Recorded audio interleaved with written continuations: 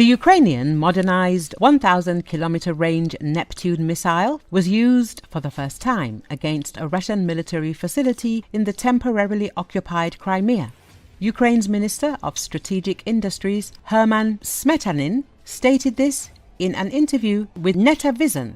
According to him, the missile was also used to strike an oil refinery in Tuapse, Russia. In the interview, Smetanin also spoke about the recent test of the new Ukrainian system, the details of which are still being kept secret.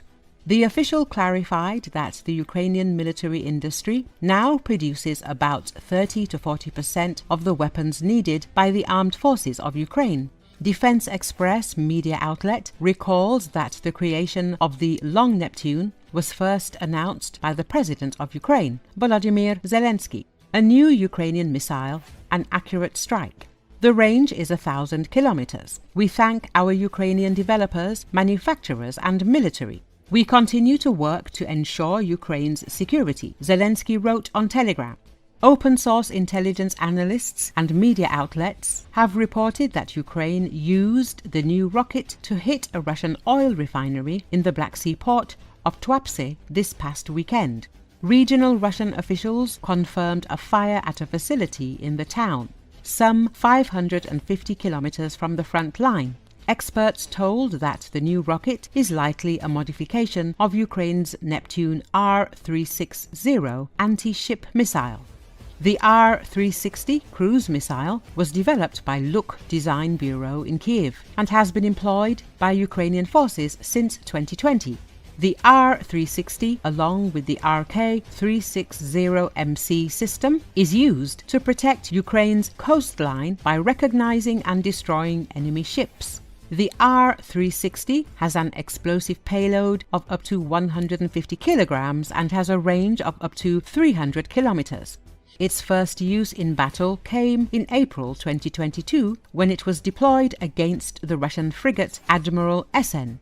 That trial was followed days later by what would become one of the most important events in the war when two such missiles struck and sank the €750 million Russian cruiser Moskva, the flagship of Russia's Black Sea Fleet. Serhiy Zgurets from the Ukrainian defense consulting firm Defense Express agreed that serial production is key. He believes Ukraine should be able to keep up with Russia and produce 40 to 50 missiles each month. We have to achieve that kind of pace, he said, adding that unlike other types of missiles, the team behind this new Neptune is extremely experienced. For instance, people have been talking about the Ukrainian Sapsan ballistic missile for 15 to 20 years now, and it still hasn't been completed, whereas, he added, the Neptune has already repeatedly proven its worth in battle.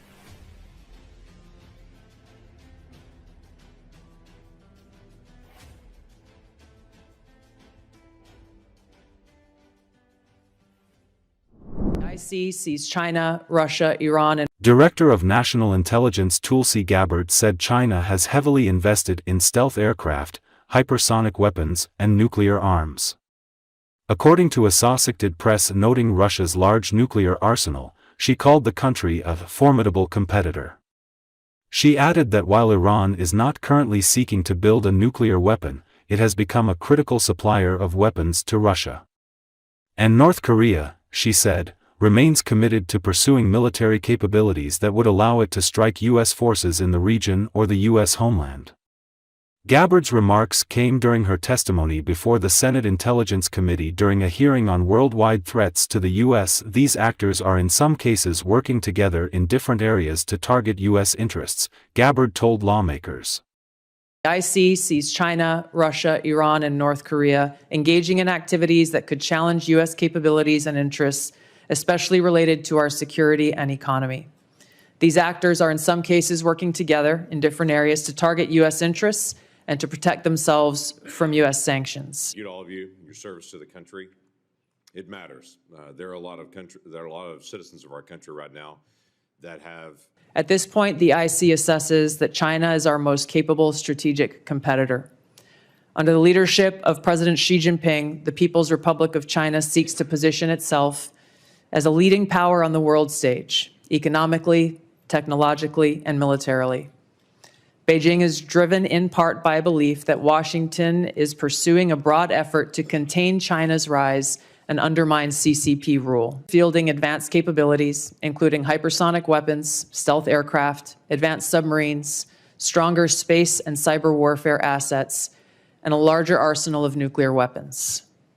While it would like to develop and maintain positive ties with the United States and the Trump administration to advance its interests and avoid conflict, China is building its military capability in part to gain advantage in the event of a military conflict with the United States around the issue of China's efforts toward unification with the Republic of China, or Taiwan. China's military is also expanding its presence in the Asia-Pacific region with a focus on disputed territorial claims in both the East China and South China Seas. Russia's nuclear and conventional military capabilities, along with its demonstrated economic and military resilience, make it a formidable competitor. Moscow has more nuclear weapons than any other nation that could inflict catastrophic damage on the United States and the world in the event of a major war that Russian leaders feared put them and their regime at serious risk. North Korea is probably prepared to conduct another nuclear test on short notice and continues to flight test its ICBMs to demonstrate their increasing capabilities as leverage in future negotiations.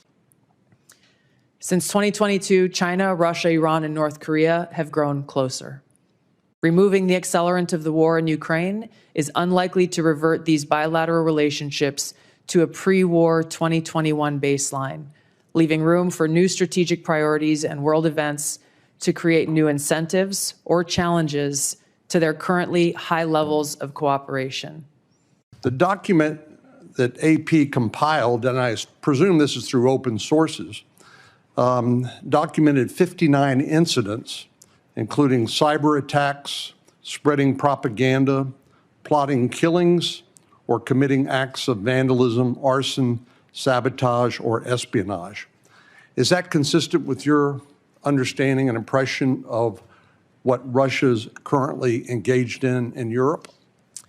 Senator, I haven't seen that specific article, but I can confirm that we assess Russia's attempts to conduct such sabotage activities in Europe. Our assessment is that the most extreme threat related to fentanyl continues to come from and through Mexico.